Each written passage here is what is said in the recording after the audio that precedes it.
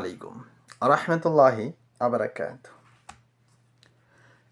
একটা ছবি দেখেন, ছবিটা সংসদের। সংসদ শেষে গল্পে বাতলেন হাসু আপা, তুললেন সেলফি। এই যে সংসদের মানুষগুলো জানে আমাদের কি অবস্থা। এই সংসদের মানুষগুলো আমাদের উপর দায় চাপিয়ে দিয়ে, এই যে সংসদ, পুরা সংসদটাই চোরের একটা কোম্পানি। আমি জোর গলায় বলতে চাই, পুরা সংসদটাই চোরের একটা কারখানা। না হলে এই যে দুর্নীতি, এই যে পুলিশের দুর্নীতি, কনস্টেবলের 100 কোটি টিয়া, এমুক পুলিশের, হেমুক পুলিশের, বেনজিরের, মতিউরের বউয়ের, সাব রেজিস্ট্রার, ম্যাজিস্ট্রেট, মানে যা অবস্থা দেশটার মধ্যে। এই যে সংসদে তারা সুন্দর দিব্যি সময় কাটাচ্ছে। কি সুন্দর না? কি সুন্দর না? একেবারে। হেরা হয়তো জানে না যে তাদের এই ছবির আড়ালে মানুষ কত ঘৃণা করে। কিছু কিছু কমেন্ট বক্স গেলে দেখি, আমি তো দেখা গেছে এগুলো দেখার পরে তো মানুষকে বলার চেষ্টা করি। তো এই যে কমেন্ট বক্সগুলো, এই ছবির কমেন্ট বক্সে গিয়ে দেখতে পারবেন যে কত প্রকার ঘৃণা মানুষের এদের প্রতি। কেন থাকবে না?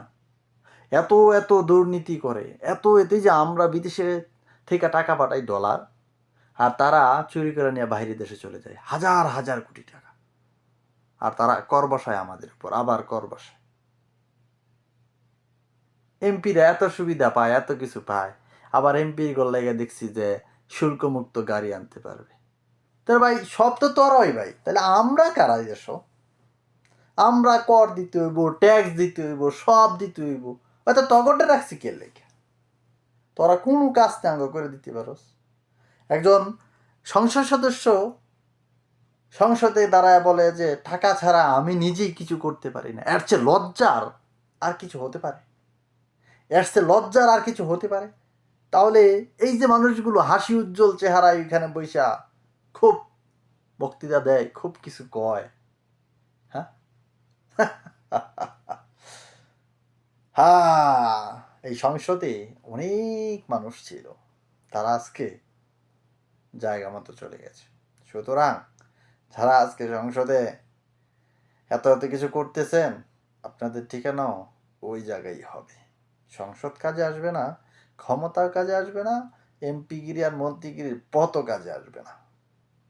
সুতরাং আপনাদের পূর্বপুরুষ যারা আছে, আপনাদের সিনিয়র যারা আছে, তাদের দিকে একটু খেয়াল করেন যে তারা এখন কোথায়।